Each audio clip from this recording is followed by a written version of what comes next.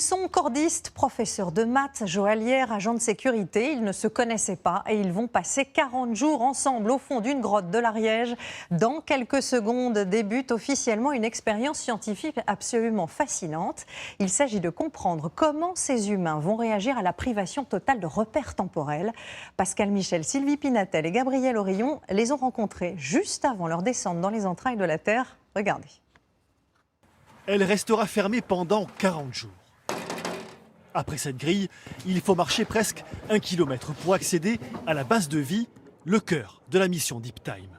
On peut imaginer que celui va devenir un lieu de transit, de rencontre, où on viendra se dire « Ah tiens, tu fais quoi toi? Comment ça s'organise ?» Dans cette salle de l'immense grotte de Lombrive, 2 tonnes de nourriture, des tables, une gazinière. Mais les tentes où dormiront les membres de l'expédition se trouvent encore plus loin. C'est à 600 mètres d'ici, donc très loin, dans une partie difficile d'accès. Ce qui fait qu'ici, ils peuvent faire tout le bruit qu'ils veulent, ils peuvent chanter, crier, et tout ça, ça n'impacte pas le lieu de sommeil. Ça, c'est vraiment important parce qu'en réalité, ça nous arrive de moins en moins souvent, en fait, d'être tellement dans un silence total pour dormir. C'est justement le but de la mission, mesurer les effets sur le cerveau de la privation totale de repères temporels, une montre ou la lumière naturelle. Aujourd'hui, on n'a aucune idée de quel pourrait être l'impact sur la matière grise du cerveau, par exemple. La mémoire. La mémoire. La représentation du temps, évidemment. La mission a été rendue possible par le travail d'une centaine de bénévoles.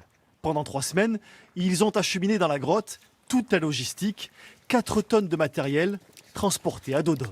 Essentiellement de la nourriture, après il y a beaucoup de matériel scientifique. Et après, c'est des outils.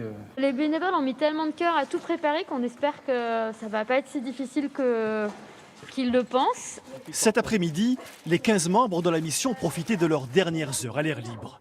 Ils sont médecins, scientifiques ou profs de maths. Marie-Caroline est bijoutière. Je suis sûre que je vais craquer. Après, je pense que ça sera plus sur une accumulation d'angoisse qui va au bout d'un moment exploser parce qu'on n'est pas à son rythme, parce qu'on ne voit pas justement la lumière du jour, le soleil. La mission Deep Time s'achèvera le 22 avril. Commencera alors la longue étude des données recueillies, attendues dans de nombreux domaines comme la conquête spatiale ou la recherche sur la maladie d'Alzheimer. Et sachez que l'une de nos équipes les accompagne dans cette expérience que vous pourrez suivre régulièrement dans nos journaux dans les semaines qui viennent. Autre titre de ce dimanche, cette marche blanche terriblement émouvante cet après-midi à Argenteuil. Plusieurs milliers de personnes sont venues entourer la famille de la jeune Alisha, cette adolescente assassinée par 2 de ses camarades. Étaient présents de nombreux élèves, souvent accompagnés de leurs parents. Michael Guilleux et Alix Ponsard. Rose blanche à la main, plus de 2000 personnes sont venues applaudir pour soutenir la famille d'Alisha dans son deuil. Elle était très sérieuse à l'école. C'était vraiment une bonne élève. Mais c'est surtout une fille formidable, très gentille. Je n'arrive pas à croire ce qu'il m'arrive. En début d'après-midi, les camarades de classe, les parents, s'étaient réunis devant le lycée de la jeune fille pour le départ de la marche blanche. Ce sont les parents d'Alisha, en tête de cortège avec toute leur famille, qui ont souhaité ce moment de communion avec les habitants d'Argenteuil et des villes voisines. C'est grave, ça me fait mal au cœur. Et pour ça, je suis là aujourd'hui pour leur donner un peu de soutien. Et même j'avais peur pour nos enfants. Sur les t-shirts, on est tous contre le harcèlement. Sur les pancartes, ce même message contre le harcèlement dont a été victime Alisha avant le drame. Il ne faut pas avoir peur de dénoncer, il faut parler, il faut en parler. On ne veut plus que ça se reproduise en fait. Et on soutient toute sa famille et tous ses proches. Cette professeure d'un lycée voisin voulait elle aussi dénoncer l'ampleur du phénomène. Et c'est un fléau actuel. Donc nous, dans notre lycée La Tournelle, on met des choses régulièrement en place pour essayer de déceler rapidement. Mais c'est compliqué. Pour clore la marche blanche, la famille d'Alisha s'est rendue dans l'intimité sur les berges de Seine, déposer des fleurs près de l'endroit où la jeune fille a été assassinée. À Paris, aujourd'hui, l'IGPN a été saisie après la mort d'un homme dans le 18e arrondissement. Il a été abattu par un policier alors qu'il le menaçait avec un couteau. Pour l'instant, le motif terroriste n'est pas retenu. L'enquête doit notamment déterminer si l'agent de police a agi en état de légitime défense. Les transferts de patients permettront-ils d'éviter un reconfinement de l'Île-de-France? C'est en tout cas l'idée à laquelle se raccroche aujourd'hui le gouvernement. Il annonce une centaine de déplacements de malades dans les jours qui viennent. Plusieurs opérations ont d'ailleurs eu lieu aujourd'hui, comme nous le montrent Olivier Santiki, Christophe Deveau et Laura Ada. 3 malades déplacés aujourd'hui, après 3 hier. Progressivement, les autorités poursuivent le désengorgement des hôpitaux d'Île-de-France. À la mi-journée, celui de Meaux a transféré un premier patient atteint du Covid par hélicoptère. Et un peu avant, 2 autres par avion au départ d'Orly. Condition obligatoire, leur état de santé doit être stable pour ne pas se détériorer pendant le vol. Et leur famille doit donner son accord. L'appareil, inspecté par le porte-parole du gouvernement, Gabriel Attal, a été aménagé et équipé de bouteilles d'oxygène. Depuis le début de l'année, il ne fait plus que des liaisons de ce type. Et donc là, le gros avantage pour nous, c'est la porte cargo à l'arrière. Oui. Parce que pour le chargement et déchargement des patients, c'est grandement facilité. L'autre gros avantage, c'est de pouvoir travailler debout. Accompagnés chacun d'un médecin et d'un infirmier, ces patients sont arrivés à Nantes et dans un CHU de Bordeaux lui-même fortement mobilisé. 90% des lits en réanimation déjà occupés. Ce ne sera pas sans conséquence, mais les responsables pensent pouvoir pousser les murs pour retrouver une marge de manœuvre. Le fait de reconvertir des soins de surveillance continue en réanimation et des salles de réveil également en réanimation. Donc voilà, il y a un plan de possibilités d'accueil qui peut notablement augmenter, mais au prix de l'arrêt de toute intervention chirurgicale. À partir de demain, 6 malades de région parisienne partiront quotidiennement par avion vers les hôpitaux des Pays de la Loire, de l'Occitanie et de la Nouvelle-Aquitaine. Jeudi, puis dimanche, un TGV médicalisé sera mobilisé pour amplifier le dispositif. Une centaine d'évacuations devraient être réalisées au cours des prochains jours, bien plus en proportion que les 160 effectuées ces 7 dernières semaines. Et regardez ces chiffres qui montrent où en est le niveau d'occupation des services de réanimation. 4127 patients y sont hospitalisés, c'est 57 de plus qu'hier.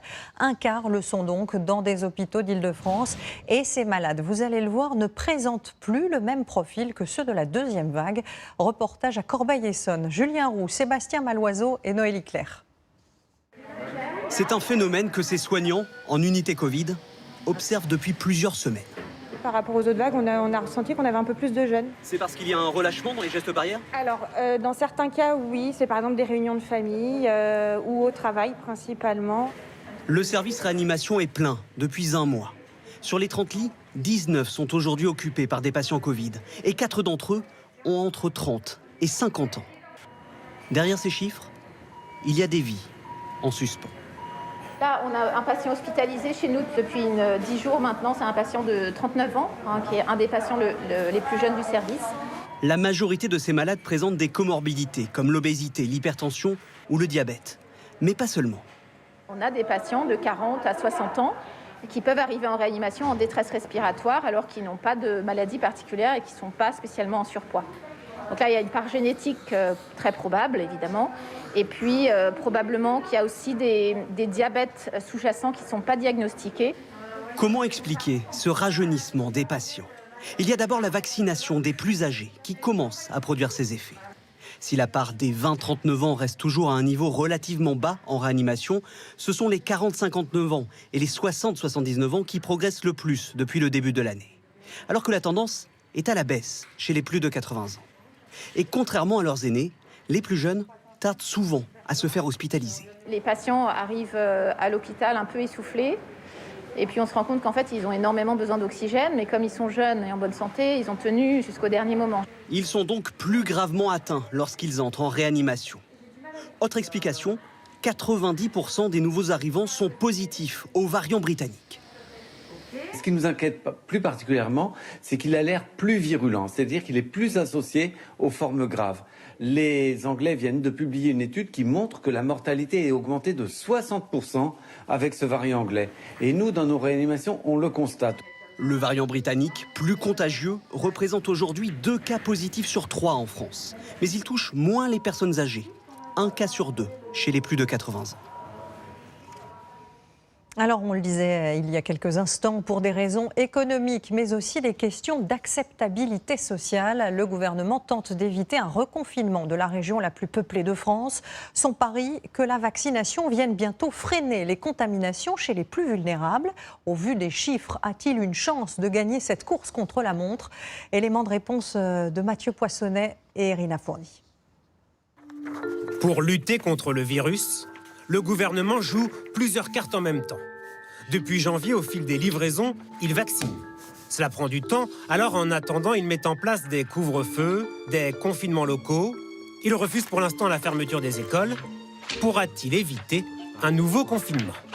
Ça et ça, c'est ce qu'on a fait aujourd'hui. Voilà où nous en sommes.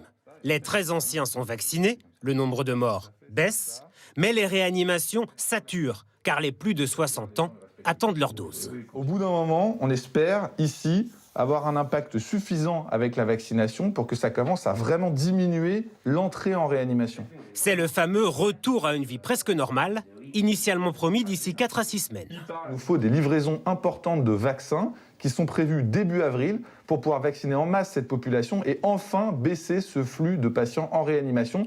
Les vaccins, ils sont la pierre angulaire de tous les plans d'action. Mais les promesses de livraison, souvent, sont revues à la baisse.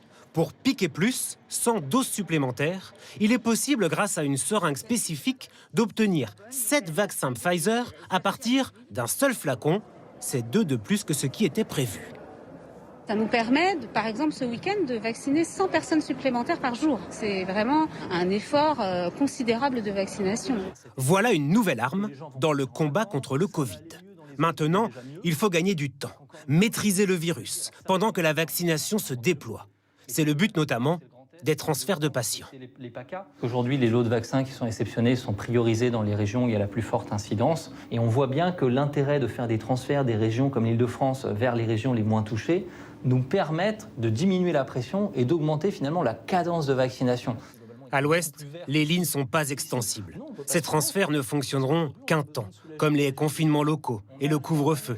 Bientôt, seule la vaccination permettra d'éviter un 3e confinement national. Et au-delà des projections statistiques, un élément objectif permet peut-être de nourrir ce débat. C'est le recul que l'on a maintenant sur les reconfinements de certaines villes. Ce week-end était le 3e à l'isolement pour les habitants de Nice, mais aussi ceux de Dunkerque. Avec quelle efficacité? Axel Cariou, Anouchka Flieler et Marion Fiat. Promenade limitée à 1 heure par jour, commerce fermé, 3e week-end de confinement pour le littoral des Alpes-Maritimes. Même scénario autour de Dunkerque.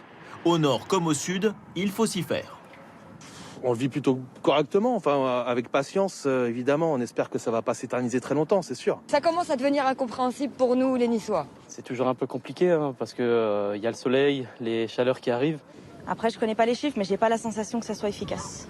Justement, que disent-ils ces chiffres? Dans les Alpes-Maritimes, le pic des contaminations, 642 cas pour 100 000 habitants, a été atteint juste avant la mise en place du confinement. Depuis, la courbe ne cesse de baisser. Même observation dans l'agglomération dunkerquoise. Le pic a été atteint juste après le confinement. Depuis, le nombre de cas diminue de manière continuelle. Mais attention à l'excès d'optimisme, prévient cet épidémiologiste. Les premiers confinements du week-end ont été mis en place en période de vacances scolaires. Or, les écoles sont fermées et beaucoup de parents ne vont pas travailler. Ce qui fait que les contaminations en milieu scolaire et en milieu professionnel sont fortement réduites. Ce qu'il faut regarder vraiment, c'est la dynamique des admissions hospitalières qui malheureusement, elles, ne baissent pas, voire plutôt augmentent. Pour l'instant, c'est vrai, les services de réanimation ne voient pas le bout du tunnel. À Nice, une très légère baisse des admissions n'est observée que depuis 2 jours. Les lits restent occupés à 90%. À Dunkerque, la situation s'aggrave avec des transferts de patients qui s'accélèrent vers la Belgique. En cause, la virulence du variant britannique. Il atténue les effets du confinement. Ce sont des patients donc plus jeunes qui arrivent dans les hôpitaux, moyenne d'âge aujourd'hui 60 ans, et ces patients plus jeunes arrivent directement de chez eux, dans des conditions telles qu'ils vont immédiatement rentrer en réanimation. Et ceci est très inquiétant. 3 épidémiologistes nous l'ont affirmé, les confinements le week-end devront se prolonger au moins 1 mois pour soulager efficacement les hôpitaux. Voilà pourquoi Nice et Dunkerque continuent de recevoir en priorité de nouvelles doses de vaccins. Et souvenez-vous, il y a un an tout juste, ce week-end du 15 mars, Édouard Philippe, alors Premier ministre, avait pris tout le monde de court en annonçant la fermeture des bars et des restaurants. Personne n'imaginait alors que la situation allait durer aussi longtemps. Et parmi ceux qui ont le plus souffert, il y a les pensionnaires des EHPAD. Aujourd'hui majoritairement vaccinés, ils vont pouvoir retrouver une vie presque normale. Nous sommes donc retournés dans un établissement qui avait accepté à l'époque de nous raconter ce confinement à distance. Michael Guilleux et Romain Reverdy. C'est un sourire dans un regard. Un petit mot, un geste. Ce sont toutes ces attentions qui font tenir depuis un an les habitants de cette résidence pour seniors autonomes. En mars dernier, la directrice avait filmé pour nous son quotidien confiné. En prenant toutes les précautions, nous sommes allés la voir à Nîmes pour nous replonger avec elle dans cette année que personne n'avait imaginée. Depuis le début de cette période de confinement, il y a 10 jours, nous avons décidé de vous donner la parole. Nous procédons à un check bi-quotidien des résidents afin de s'assurer qu'ils sont tous en forme, en bonne santé. Heureusement qu'on est une équipe soudée parce que c'est beaucoup de travail tout ça et ça l'est toujours. Ça m'émeut à la fois, puis quelque part aussi je me dis, on avait l'impression à ce moment-là que ça serait vraiment une période, une parenthèse dans nos vies, mais la parenthèse est toujours pas fermée. Le protocole va s'alléger, il était temps de donner des perspectives aux pensionnaires. Je me rends compte qu'en fait eux aussi ils sont un petit peu lassés, ça c'est sûr, et parfois un peu résignés aussi. Ils s'imaginent que ça sera désormais toujours comme ça, qu'on n'en sortira pas. Stéphanie Villard s'efforce donc de recréer cette vie. J'ai décidé qu'on allait faire un atelier culinaire autour de l'apéro. Boire un petit coup, c'est agréable. J'aime tout, moi. Ce jour-là, elle a réuni quelques résidents autour d'un cours de cuisine. Seul un tiers est vacciné, le protocole sanitaire reste strict. Eux ne peuvent pas cuisiner, mais l'essentiel est ailleurs. Ça nous rappelle des choses qu'on ne fait plus maintenant. C'est pour ça que j'apprécie d'être tout ensemble ici. On apprécie, parce qu'après on se retrouve tout seul. Toute seule dans une chambre, vous savez, c'est pas grave. On a la chance, il y a une bonne ambiance. Oui, il y a une bonne ambiance. Il n'y a pas grand monde qui a des réflexes. Hein. C'est bon de rire. J'aime le monde, j'aime les gens. Et voilà, c'est pour ça que je suis là. Et voilà, l'apéro qui ne sera pas dégusté ensemble, c'est pas grave, on en parlera ensemble après. Je vous invite, venez chez moi. Et du coup, voilà, on a compensé de cette façon-là, on a essayé de recréer ces moments conviviaux comme on peut. Marie a emménagé dans la résidence après le premier confinement. Un grand changement à 98 ans. Avec la pandémie, la solitude était devenue trop grande.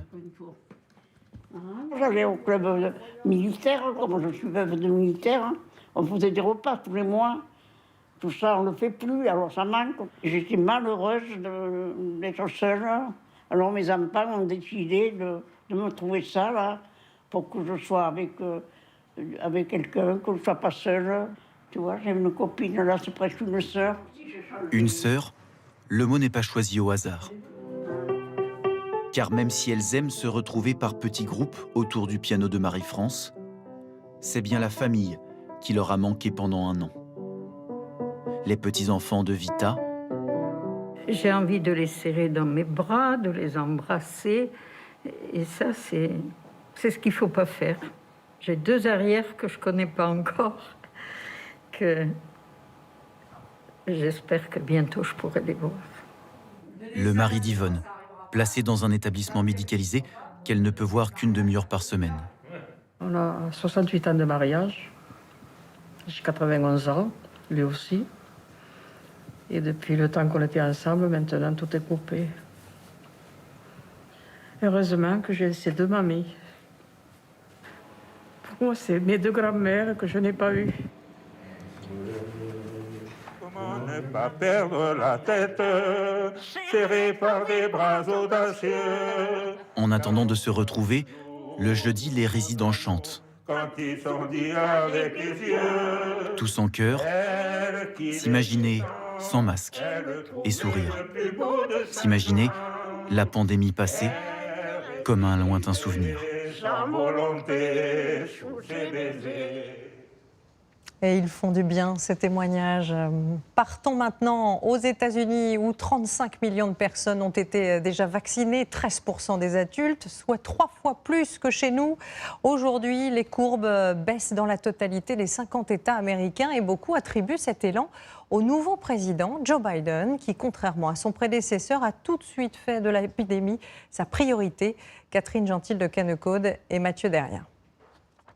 Les États-Unis sont en train de dépasser leurs objectifs concernant la campagne de vaccination. Désormais, plus de 2 millions d'Américains reçoivent une injection chaque jour. Les militaires avaient été appelés en renfort il y a plusieurs semaines.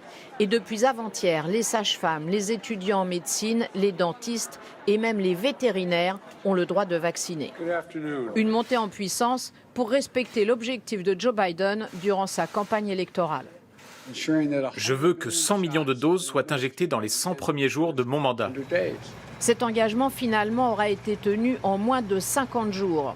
Et avant même d'arriver à la Maison-Blanche, Joe Biden s'était fait vacciner devant les caméras pour encourager ses concitoyens à faire de même. Ce sont ensuite 4 anciens présidents qui ont participé avec lui à une campagne dans les médias. Faites-vous vacciner. Ce vaccin est synonyme d'espoir. Il vous protégera ainsi que ceux que vous aimez de cette maladie dangereuse. Depuis l'arrivée de Joe Biden au pouvoir, le nombre de morts est passé de 3 000 à 1 400 par jour, c'est-à-dire qu'il a été divisé par 2. L'ancien président Donald Trump avait injecté 15 milliards d'euros dans un grand plan de recherche et de développement du vaccin. Joe Biden a multiplié les commandes pour pouvoir protéger du Covid les 330 millions d'habitants du pays. En principe, à partir du 1er mai, tout Américain de plus de 18 ans qui le souhaite pourra se faire vacciner. Et dès le 4 juillet, fête nationale ici, la vie devrait reprendre presque comme avant. Joe Biden, qui vient tout juste de signer un plan de relance de 1 900 milliards de dollars. La croissance, nouvelle obsession des pays occidentaux, à commencer par la France. Bonsoir François. Bonsoir Anne-Claire. Alors les aides françaises ont été très généreuses jusque-là, mais c'est l'après qu'il faut maintenant préparer. C'est vrai, priorité à la relance. En effet, le gouvernement est en train de battre les buissons pour trouver de nouvelles idées afin de faire repartir la consommation. Première piste explorée, demain, lors de la conférence sociale, une prime défiscalisée versée aux salariés qui continuaient à travailler pendant le confinement. Par exemple, les caissières, les employés des transports, les aides à domicile. Autre possibilité, la défiscalisation des donations. Il s'agirait de permettre aux aînés de donner de l'argent à leurs enfants ou petits-enfants en franchise d'impôt. Piste périlleuse politiquement parce qu'elle profiterait bien davantage aux contribuables fortunés qui ont déjà bénéficié de la réforme de l'ISF en 2018. Le risque, c'est de ressusciter le président des riches à la veille de l'élection présidentielle. Et on peut se questionner sur l'efficacité économique de ces mesures. Si les Français ne touchent pas à leurs 120 milliards d'épargne, s'ils ne dépensent pas assez, c'est parce qu'ils ont peur de l'épidémie. Pour fortifier la reprise, la vaccination généralisée serait bien plus utile qu'une nouvelle usine à gaz fiscale. Augmenter le pouvoir d'achat aujourd'hui, c'est comme changer les pneus d'une voiture dont le moteur ne marche plus. Mieux vaut soulever le capot. Effectivement, merci beaucoup François. Allez, on va maintenant parler d'un débat qui déchaîne les passions. Alors que nous lançons ce week-end la semaine de la langue française et de la francophonie, vous avez évidemment entendu parler de l'écriture inclusive. Selon certains, elle est une arme redoutable pour l'égalité homme-femme, une aberration pour les esprits littéraires qui la qualifient, je cite, de bégaiement cérébral et de péril mortel pour la langue, à l'instar de l'Académie française. Marc de Chevigny et Jean-François Drouillet.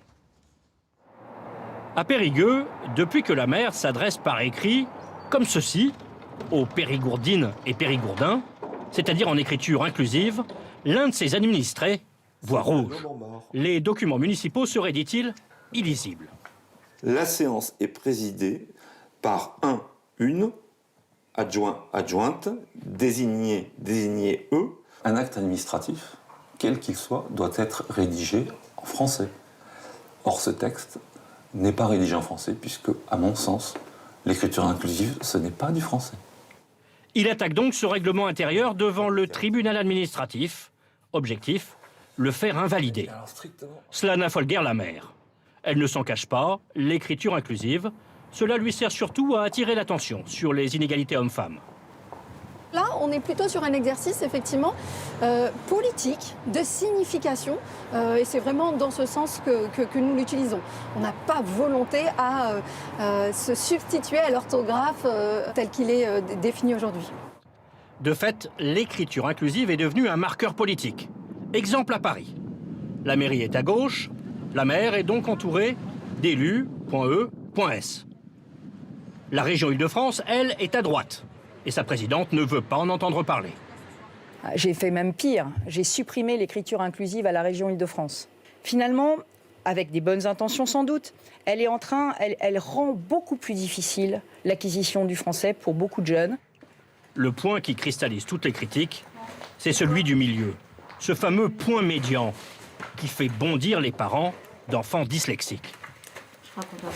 Quand ils lisent, ils vous lisent le mot tout, te, S. Enfin, ils vont croire que c'est une lettre, c'est un mot supplémentaire qui s'ajoute à la lecture. Ils sont déjà pas forcément beaucoup inclus, donc si ça va totalement les exclure, c'est l'écriture inclusive. Mais à ce jour, cette écriture n'est pas recommandée dans les programmes scolaires. Quant à l'Académie française, elle y voyait en 2017 un péril mortel pour la langue. Sans la suivre dans cette virulence, beaucoup d'écrivains aimeraient aujourd'hui qu'on laisse la politique en dehors des lettres. Pas facile à lire, pas facile à écrire non plus, et on souhaite donc bon courage à celles.eu.x. Disons, à celles et ceux qui s'y essayent. Sur clavier, ça n'est pas plus simple, c'est même complètement impossible si vous avez un ordinateur portable. Il va donc falloir sortir le gros clavier. Tchac. Et là, la combinaison de touches, tenez-vous bien, c'est Alt 0183. 5 touches donc pour faire un point médian. Découragés, ni les entreprises ni les administrations ne le sont en vérité. Au contraire, les demandes de formation à l'inclusif n'ont jamais été aussi nombreuses dans cette agence, qui s'en est fait une spécialité, et pour qui cette pratique permet de parler aux jeunes. L'égalité femmes-hommes, c'est la deuxième attente la plus importante des moins de 25 ans. Après le réchauffement climatique. Adopter l'écriture inclusive, ça produit un rajeunissement des audiences. Ici, on est convaincu que l'on doit chasser les préjugés qui survivent dans la langue française. Il n'y a aucun problème pour dire infirmière, beaucoup de problèmes pour dire chirurgienne. Il y a bien un rapport entre le langage et la manière dont on se représente les choses dans nos têtes. Et surtout, il y a une bonne nouvelle. Si, pour une raison ou une autre, si on est vraiment allergique au point médian, eh bien on peut ne pas l'utiliser du tout et avoir quand même une écriture qui représente et les femmes et les hommes. Exemple, plutôt que l'indigeste, les étudiants.es ont apprécié la conférence, on peut dire la population étudiante a apprécié, ou les élèves. Étudiantes et étudiants est aussi recommandé. Ce qui fait donc du général de Gaulle le grand pionnier de l'inclusif, lui qui, le premier, s'adressa ainsi à nous tous et toutes. Française, Français.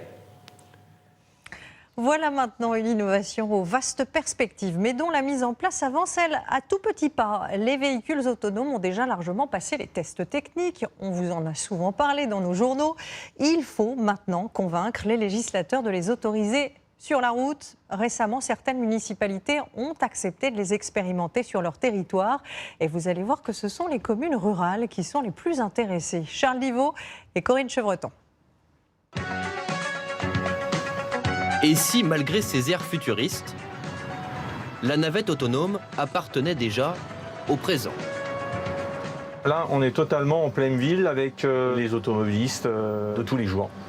Terminées les expérimentations sur circuit fermé, désormais à Vincennes, elles se confrontent sur plus de 6 km au monde impitoyable de la route. Là, la navette, elle est en mode départ et elle a détecté la trottinette qui traversait sans regarder. Et donc elle a tout de suite anticipé le freinage. À l'intérieur, pas de volant ni de pédale, juste Vincent et sa manette pour reprendre le contrôle en cas de danger. Donc là, vous voyez, je lui donne l'autorisation, il n'y a personne qui sort du parking. On peut y aller. Un poste qui bientôt n'existera plus. À terme, la navette sera exclusivement contrôlée par ordinateur. Dans ce bureau situé en région parisienne, ses employés peuvent piloter en temps réel une navette située 900 km plus loin, à Nice. L'idée, c'est à terme d'avoir des navettes qui roulent tout seuls et d'avoir un poste de contrôle dans lequel nous, on peut prendre la main au cas où il y a des situations dangereuses. Comme par exemple un carrefour, un rond-point, un feu ou un piéton qui traverse. Comment est-ce possible? Grâce à une batterie de capteurs et de caméras située sur l'engin. Donc ici, vous avez 3 lasers, ici une bulle de sécurité et également ici un radar. Le système fonctionne-t-il à tous les coups? Pour en avoir le cœur net, nous avons pris notre courage à deux mains et décidé de jouer les cobayes. On va faire le test, je vais me mettre au plein milieu de la voie et j'espère que la navette va s'arrêter. Elle s'est arrêtée. Et en revanche, si je repars, hop, ça repart.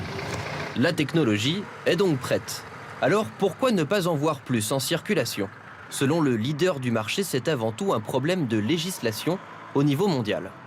Des opérations aujourd'hui, on en fait dans le monde entier. On en fait dans 23 pays différents avec 180 véhicules. On est toujours sur un problème de réglementation aujourd'hui où le service commercial de ces véhicules-là n'est pas encore autorisé. En cause, un vide juridique pour savoir qui est responsable en cas d'accident. Pourtant, ces navettes pourraient être très utiles, notamment en zone rurale. Et ça, la région Auvergne-Rhône-Alpes l'a bien compris. Elle vient d'autoriser l'expérimentation de l'une d'entre elles sur un territoire mal desservi par les transports. Cette navette est essentielle pour l'égalité des territoires, et notamment des territoires ruraux. C'est un moyen de transport qui permettra de desservir au plus près les hameaux de cette région Auvergne-Rhône-Alpes. Déjà, 450 passagers ont pu monter à bord, chiffre qui pourrait rapidement augmenter. Les constructeurs ont l'espoir d'obtenir une réglementation officielle d'ici un an. Et il n'y a pas que nos voitures qui vont totalement changer dans le futur. Nos disques durs, eux aussi, pourraient connaître une révolution. Bonsoir Marc. Bonsoir Anne-Claire. Alors bientôt, nous ne stockerons plus nos photos dans un boîtier, mais dans quelques gouttes de liquide. Oui, alors je vous propose d'abord une petite galerie d'objets. C'est presque une brocante. En fonction de votre âge, vous allez reconnaître ou pas ces objets, les cassettes VHS, les disquettes sur lesquelles on stockait il n'y a encore pas si longtemps nos souvenirs et nos dossiers. Alors évidemment, aujourd'hui, on sauvegarde tout ça plutôt sur nos ordinateurs. Quand la mémoire est saturée, on l'envoie parfois sur des services de sauvegarde en ligne. Et tout cela est alors conservé sur ces gigantesques serveurs. On appelle ça des fermes de données. C'est extrêmement énergivore. Il faut en plus les climatiser. Et donc, c'est très polluant.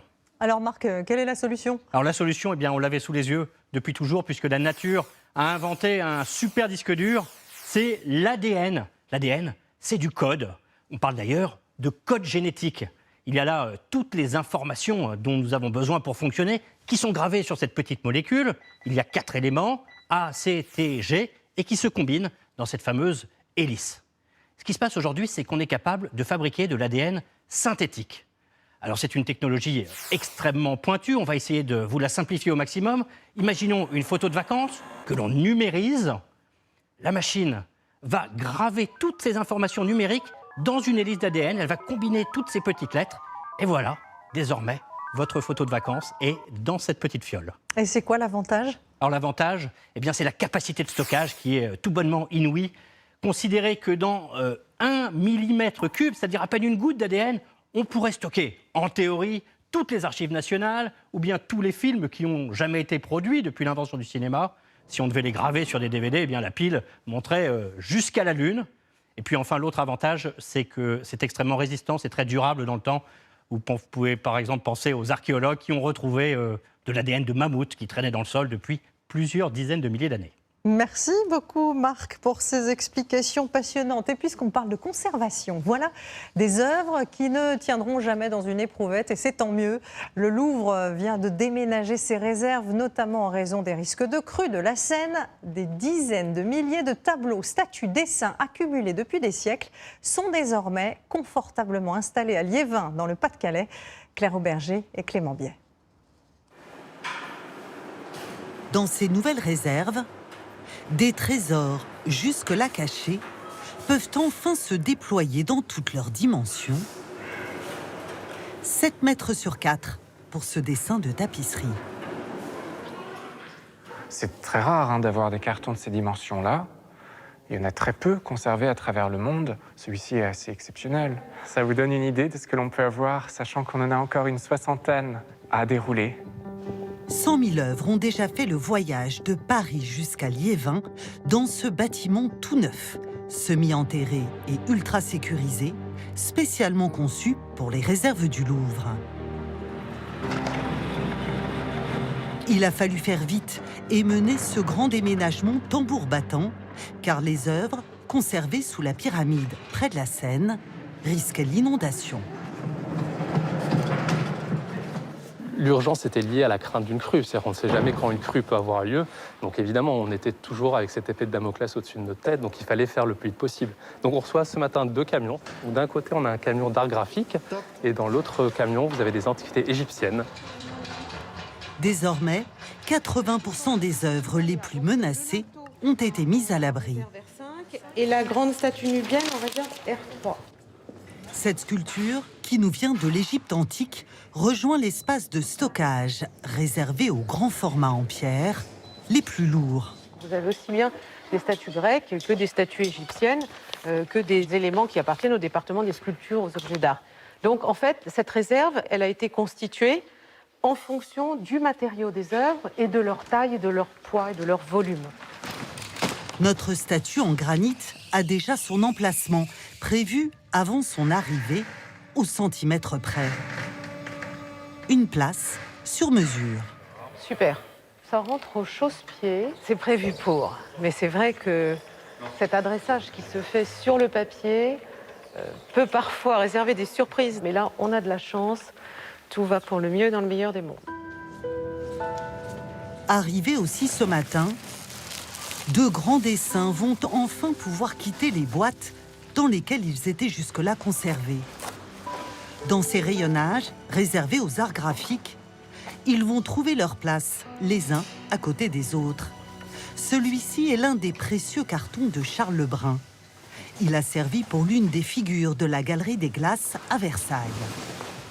C'est marrant, on voit bien les hésitations de l'artiste, là. Les repentirs sont flagrants. Le musée du Louvre conserve plusieurs centaines, plusieurs milliers d'œuvres de Charles Lebrun, qui sont toutes arrivées au même moment, à la mort de l'artiste. Or, on sait très bien qu'ils ne sont pas tous de Charles Lebrun. Et donc, tout le travail aujourd'hui, c'est de regarder ce qui, dans le traitement du visage, dénote de la main d'un artiste plutôt que d'un autre.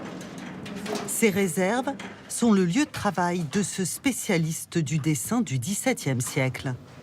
Ici, il va pouvoir confronter à loisir les traits de crayon du maître et de ses élèves. Celui-ci est un peu plus raide, hein. Très beau, mais un peu moins libre. Ça reste à voir. Lieu de stockage et de recherche, les réserves de Liévin ont également des espaces dédiés à la restauration. Dans ces cabines, on pratique un nettoyage par micro-sablage sur des stèles du début de notre ère. À l'horizon 2024, 250 000 œuvres seront rassemblées dans ce centre de conservation, nouvelle génération. En sport, nous voulions saluer ce soir cet exploit tricolore. La snowboardeuse française Marion Aherty a été sacrée championne du monde de freeride ce week-end pour la 4e fois de sa carrière. C'est une première dans l'histoire de la discipline. Les images, elles, sont très impressionnantes. Elles sont commentées par Didier Piareschi. C'est comme un jeu vidéo en réalité virtuelle, mais ce n'est pas un jeu. C'est une compétition bien réelle.